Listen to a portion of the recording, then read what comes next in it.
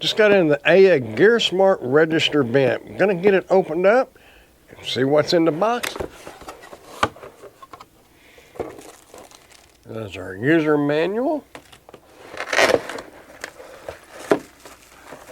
And our fan. This does display the thermostat. That's with your AC adapter. You just run the cord down your wall and plug it into an AC outlet.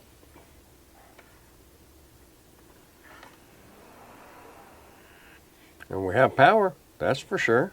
Key features: aluminum frame, smart controller, dual ball bearings on your fan motors, stator blades, protective back.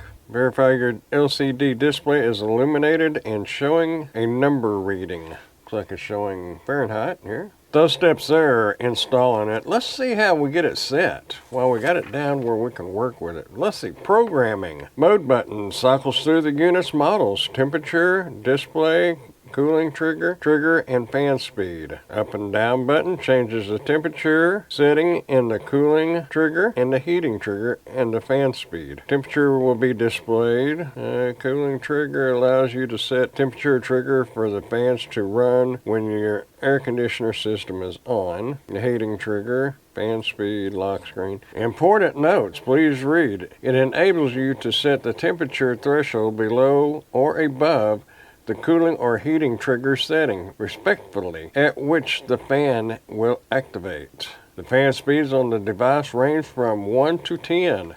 Use the fan speed setting to configure the airflow boosting that you want. Remember, the fans will be louder the faster they spin. You adjust your temperatures, your fan speed.